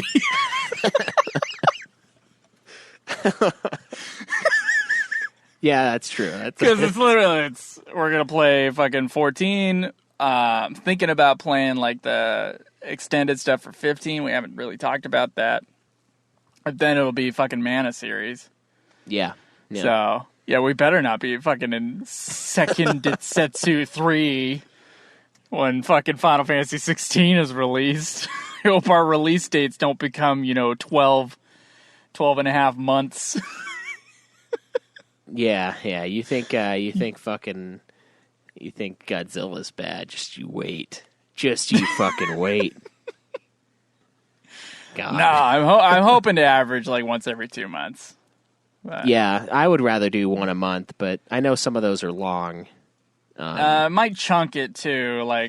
Yeah, we might do what we've been doing lately. But right, it depends on where we are in our lives, right? What time looks like. Because I can chunk it at any time. I've got time to game, but you don't. So if it works out, I do right now. Yeah, for a little while. I got time to game for the next 2 months.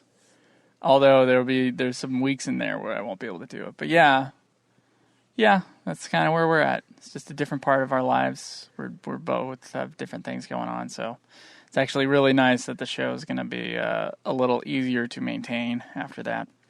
But yeah, so stay tuned, guys. Next week is Final Fantasy 13 Reminiscence of Tracers.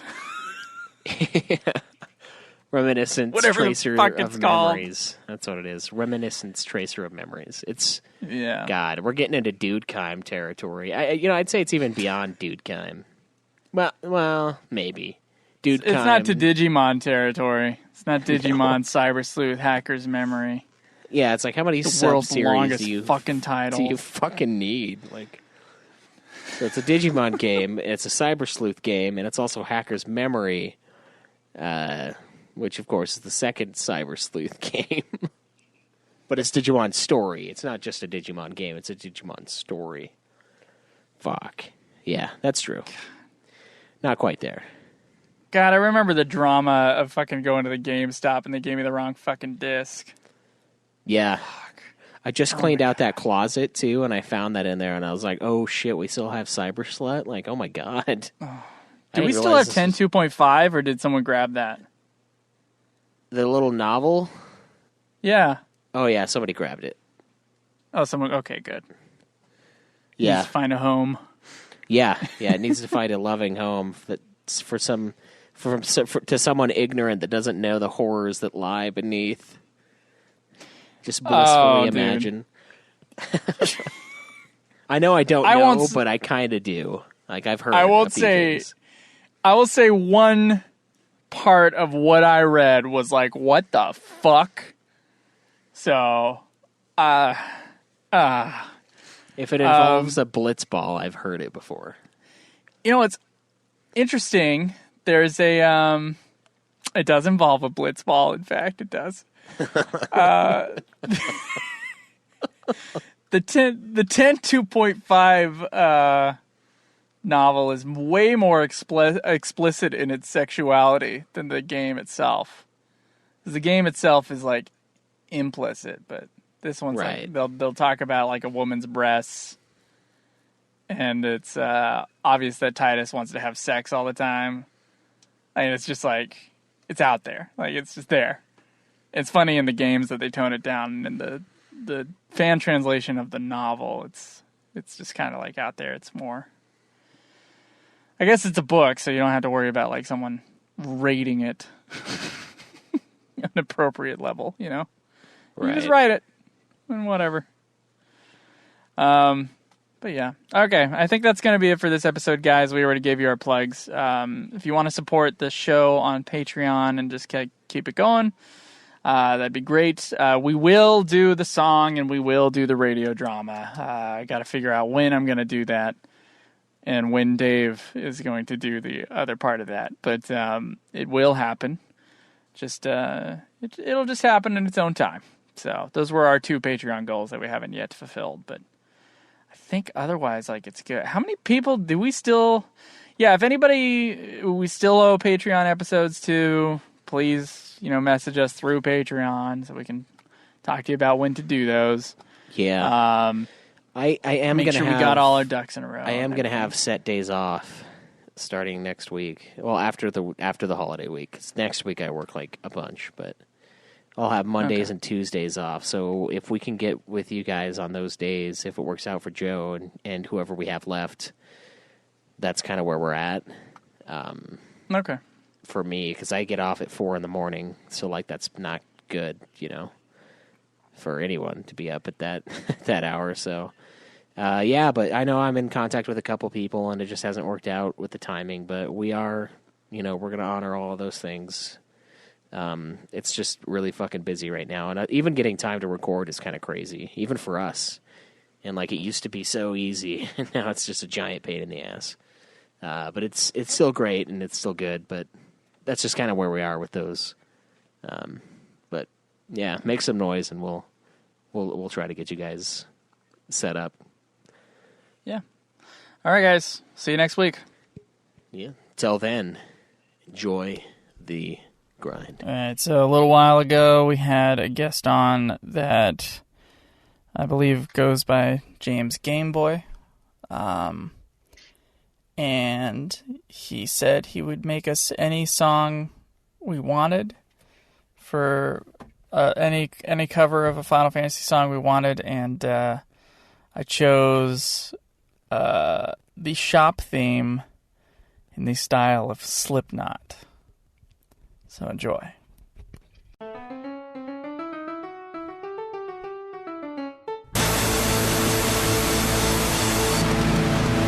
Step in the house, sit on my ass. ass. I need to buy a piece of magicite to complete my set. My odds are bad. I know it's gonna take all fucking night. If some spoiled kid forces his dad to buy a tiny fraction of an airship, one more fucking time it's gonna break my fucking mind. All hope is gone for my night.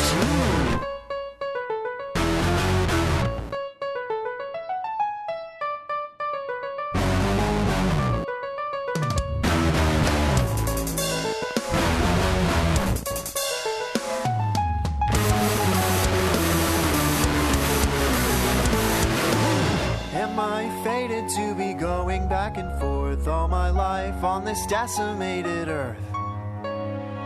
In and out of this fucking auction house. Just how much are these espers even worth?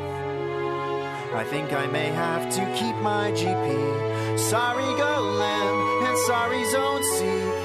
I'll give it one more go. I'll kill myself if it's another goddamn talking chocobo.